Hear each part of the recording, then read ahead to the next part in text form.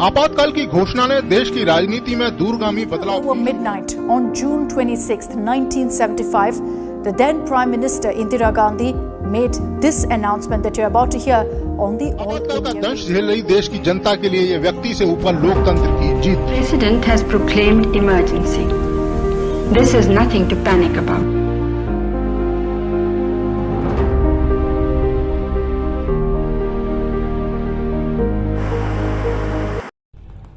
नमस्कार दोस्तों, स्वागत है आप सभी का नेशंस फर्स्ट में। 28 जून 1975 लोग अखबार का पहला पन्ना खोलते हैं। अखबार था इंडियन एक्सप्रेस, और जब वो पहला पन्ना खोलते हैं तो उनको एडिटोरियल पेज मिलता है खाली। अब क्या था इसका कारण? इसका कारण था 1975 में लगी इमरजेंसी।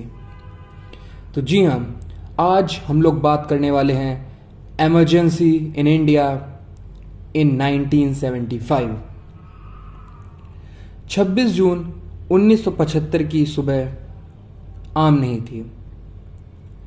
26 जून सुबह 3 बजे ही इंदिरा गांधी और देवकांत वर्मा और वेस्ट बंगाल के चीफ मिनिस्टर के बीच में डिस्कशन चल रहा था कि लोगों को डेमोक्रेसी कैसे समझाएं, क्योंकि 3 घंटे पहले ही इंटरनल इमरजेंसी लगा दी गई थी। सुबह 8 बजे जब लोगों ने रेडियो खोला और रोज का अखबार खोलने की कोशिश की तो उनको न्यूज एंकर की जगह प्रधानमंत्री इंदिरा गांधी की आवाज सुनाई पड़ी और वो कह रही The president has proclaimed emergency. This is nothing to panic about. थी। लोग यह सुन के हैरान थे, उनको नहीं पता था कि उनको क्या करना है, और यही था 1975 की इमरजेंसी। चलिए अब इसके कुछ कारणों पे जाते हैं कि इमरजेंसी लगाई क्यों गई थी। पहले कुछ पॉलिटिकल रीजंस की बात कर लेते हैं। सबसे बड़ा पॉलिटिकल रीजन ये था इंदिरा गांधी का जुडिशरी के साथ कॉन्फ्लिक्ट। जुडिशरी जो कि हमारे नियम को बनाता है, और इंदिरा गांधी का जुडिशियल कॉन्फ्लिक्ट बहुत ही भारी पड़ा था।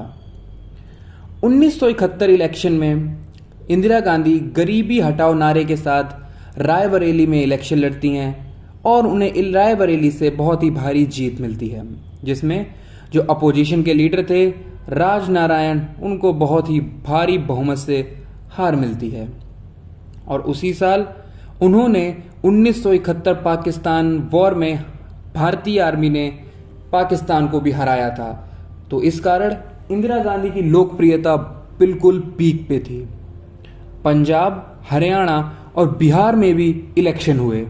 कांग्रेस जीत चुकी थी।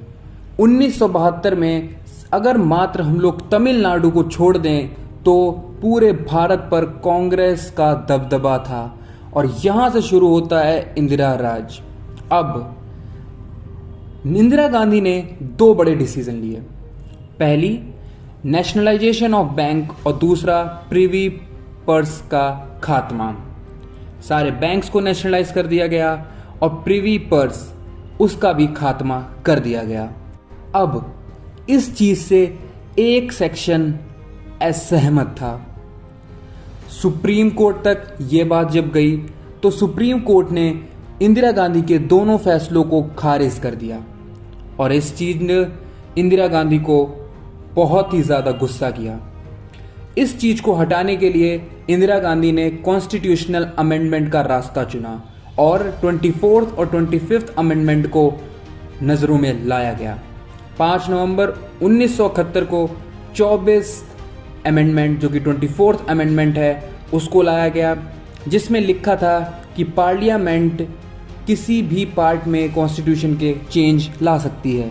और 1972 अप्रैल में 25th अमेंडमेंट लाया गया, जिसमें यह लिखा था कि अगर किसी की भी प्राइवेट प्रॉपर्टी पब्लिक और गवर्नमेंट के लिए यूज की जाती है तो उसका कंपनसेशन भी गवर्नमेंट डिसाइड करेगी, ना कि कोर्ट।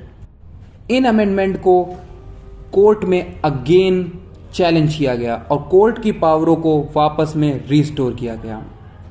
अब अगर हम आगे बात करें तो इंदिरा गांधी की एक गलत इमेज भी बनने लगी थी। जो भी वादे किए गए थे वो पूरे नहीं किए जा रहे थे। करप्शन, चोरी, गरीबी सब अपने पीक पे था। कई राज्यों में तो सूखा भी पड़ गया था। उनमें से एक राज्य था गुजरात। लोग गुस्से में थे, इन्फ्लेशन बढ़ रहा था और 20 नवंबर 1973 को एलडी इंजीनियरिंग कॉलेज के स्टूडेंट्स ने प्रोटेस्ट कर दिया इन्फ्लेशन के खिलाफ। विरोध बहुत ही ज़्यादा छिड़ गया और वहाँ बिहार में भी नारा लगने लगा कि गुजरात की जीत हमारी है, अब हमारी बारी है। 18 मार्च 1974 को बिहार के स्टूडेंट्स ने भी प्रोटेस्ट शुरू कर दिया। पुलिस ने एक्शन लिया, 3 स्टूडेंट की जान चली गई।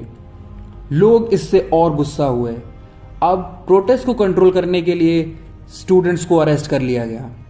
अब यहाँ पे मेन पिक्चर में आते हैं जयप्रकाश नारायण, जो कि एक फ्रीडम फाइटर थे और बिहार के स्टूडेंट्स ने उन्हें इनवाइट किया था कि आप हमारी मदद करिए। इनविटेशन उन्होंने एक्सेप्ट किया और पूरे भारत में आंदोलन की घोषणा कर दी गई। जॉर्ज फर्नांडिस, जो कि समाजवादी पार्टी के थे, उन्होंने भी रेलवे स्ट्राइक की घोषणा कर दी गई और 3 महीने तक ये आंदोलन चला। और इसी बीच इलाहाबाद हाई कोर्ट ने इसमें आग में घी डालने का काम किया। लोगों का सरकार पर से भरोसा टूट रहा था। राजनारायण ने 1971 इलाहाबाद कोर्ट में एक पिटीशन डाली थी कि इंदिरा गांधी ने अनफेयर मीन का यूज करके इलेक्शन जीते हैं, तो उनके इलेक्शन को रद्द कर देना चाहिए। और इतिहास में पहली बार हुआ कि कोई पीएम कोर्ट में प्रस्तुत हुआ हो। 22 जून 1975 को इलाहाबाद हाई कोर्ट ने इंदिरा गांधी का इलेक्शन कैंसिल कर दिया और अगले 6 साल तक वो इलेक्शन कॉन्टेस्ट नहीं कर सकती थी।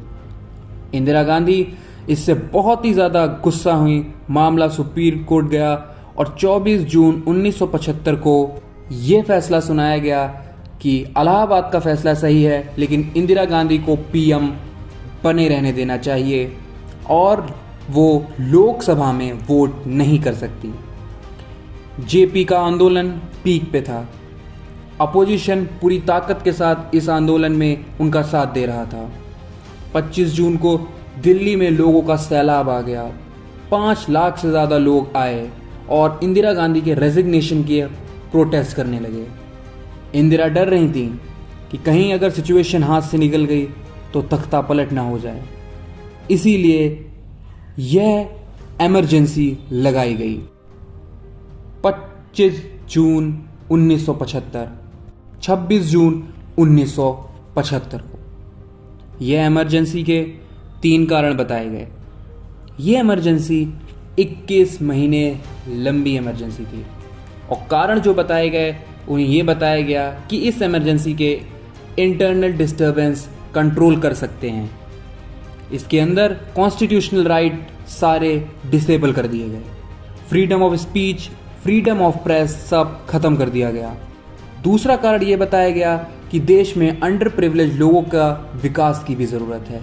और तीसरा कारण यह बताया गया कि ऐसे माहौल में बाहर की शक्तियां भारत पर फिर से अटैक कर सकती हैं। बता दें कि ये वही जयप्रकाश थे जो कभी इंदिरा गांधी को मेरी प्यारी इंदू कह के संबोधित किया करते थे। ये इमरजेंसी हमारे भारत पर एक काला धब्बा था। अगर हम आर्टिकल की बात करें तो आर्टिकल 352 का प्रयोग करके इस इमरजेंसी को लगाया गया था और ये पहली बार नहीं था कि इमरजेंसी लगाई गई थी। इससे पहले इंडिया चाइना वॉर 1962 पे और इंडिया पाकिस्तान 1971 वॉर पे भी ये इमरजेंसी लगाई गई थी और मात्र राष्ट्रपति ही इस इमरजेंसी को लगा सकते थे।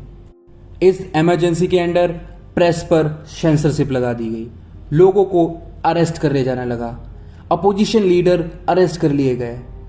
अगर हम बात करें अटल बिहारी वाजपेयी जैसे लीडरों को अरेस्ट कर लिया गया और बेल पर भी कोई पिटीशन नहीं डाल सकते थे। हर चीज बिक गई थी, मीडिया सरकार को बिक चुकी थी और 1 साल के अंदर 60 लाख लोगों की नसबंदी कराई गई, जिसमें 2000 लोग मारे गए। ये इमरजेंसी एक काला धब्बा था हमारे भारतीय डेमोक्रेसी पे और हमारी गवर्नमेंट पे। आशा करता हूँ आपको ये वीडियो अच्छी लगी होगी। मिलते हैं अगले वीडियो में, तब तक के लिए जय हिंद।